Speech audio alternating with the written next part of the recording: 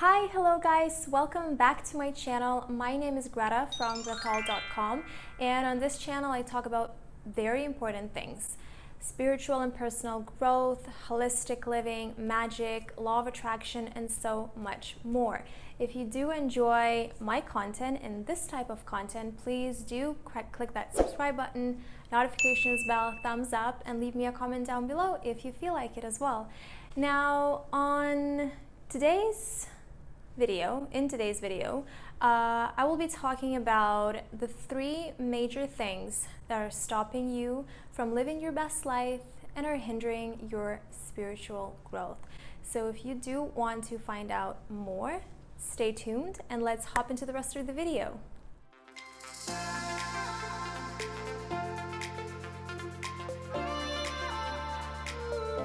Okie dokes, so before we begin with the 3 major things that are stopping you from living your best life, I do want to say that spiritual and personal growth is so important for each and every one of us. We may be fighting our own battles, we have our own stories to tell, and we have our own separate journeys, but our ultimate goal stays the same, and it's fulfillment. And you will hear a lot of cliches set to you throughout your life, which are all true, don't get me wrong, but let's say focus on the positive, don't underestimate yourself, manage your expectations, yada yada yada, which are true, I agree.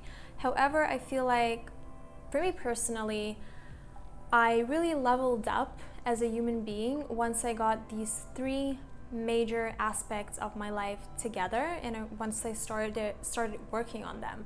And it's still an ongoing process. Life is full of ups and downs, but I feel like these 3 things are so important for your personal happiness and for your growth as a human being. So the first major thing that is stopping you from living your best life is comparison. And I feel so much passion when it comes to this topic, and I have an entirely separate YouTube video just on why and how to stop comparing yourself to others. So it's an entirely different topic in itself, but I feel like it's so important to talk about this because comparison stops you from believing in yourself. It stops you from focusing on your own journey, and I feel like even the most confident people sometimes secretly compare themselves to others, and this is where doubt is created. And we all do it, consciously or unconsciously. We all tend to compare ourselves to other people, which is so much easier to do even these days with social media, because you see all of these polished lives that are presented on social media, and it's so easy to access other people's lives, or so you think, because the majority of us, we like to put out only the positives for the public to see, but we keep all of the uglier things inside, and it's all good. But I feel like it's so important to filter out your social media, to really be careful and cautious with the content that you consume. No email, no social media. And understand that it is so important for your mental health to be consuming the content that actually inspires you versus makes you feel like you are flawed or you're worse than somebody. And I feel like that's where it's so important to understand the difference between inspiration and comparison, because inspiration is a completely healthy thing to do, and I feel like that's one of the gifts that we can actually share with each other. Healthy admiration inspires motivation and inspiration, but once we start comparing ourselves to other people, we start focusing on our flaws or other people's flaws, which in essence means that we're trying to understand which option is better when it comes to things or when it comes to people. And that's not our goal, or at least I don't think that it should be our goal. And I do believe that your greatest weakness can become your greatest strength as well. And I don't say that lightly. I know that it's very easy to say so, but it's very difficult to do so. And I'm just gonna give you an example. Let's say you suffer from very, very bad acne, super severe, just bad. And I take this example because I suffered from acne myself. It has gotten much, much, much better. But in the past, believe me, I suffered from cystic acne, from severe acne. It was hell. So I know what I'm talking about. But there are so many people that turned this weakness, so to speak, into their strength. They built businesses upon that. They built YouTube channels talking about their skin condition. They built skincare lines. They have become beauty estheticians, and they're helping other people go through this phase in their life. They become psychologists, and they meet other people that are suffering from bad skin conditions, and they are inspired to help them. So you can really take your greatest weakness and make it become your greatest success. Now, the second thing that is stopping you from living your best life and is hindering your spiritual growth in essence, it's negating your shadow side. And again, very important, because I feel like all of your past traumas, your negative experiences, your negative qualities, when they are ignored, they scream louder.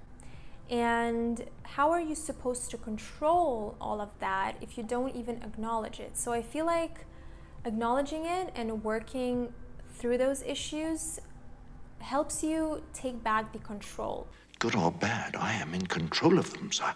And actually, this is where shadow work comes in as well, and it's very important for not only your personal growth but your spiritual growth as well.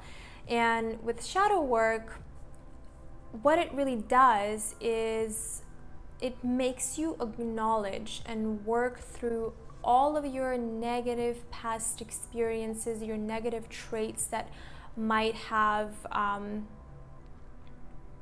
come from those experiences as well. So just like I said before, your greatest weakness, or in this case your greatest, let's say, negative quality, which you might say is your weakness, can become your greatest strength. And actually working through all of those things and acknowledging them can really give you the upper hand when it comes to tackling various challenges and lessons in your life. And when you actually learn to control it, you can actually approach all of these difficult situations in your life from a completely different completely different 5 minutes later. From a completely different angle. Yes, that's what I wanted to say. Now, just like I mentioned before, shadow work is extremely important for your spiritual health and growth as well. If you don't want to do shadow work, there are so many other tools and resources that help you with working through all of the shadow qualities that you're holding within. Now, I do think that a lot of the ideas that emerge from the New Age spirituality, they are very superficial and surface level. And that creates a big problem because we talk about focusing on the positives all the time. We talk about the law of attraction and how you attract what you are and how you have to become what you want to attract. But then we negate all of the negative things that happen to us, which are just as important, because working through them removes blockages and helps us understand our limiting beliefs and helps us remove those negative beliefs as well. Now, the third major thing that is stopping you from living your best life are assumptions. And this is not talked about enough I almost never hear people talk about the negative side of assuming or it being a thing even, but I feel like we do it every single day, and we are literally sticking sticks into our own wheels. Is that even an expression? I feel like there's an expression like that somewhere. What are you even talking about? But just think about it. Whenever we assume, we draw our own conclusions. And when we draw our own conclusions, usually they are far from the truth. We assume that somebody feels a certain way.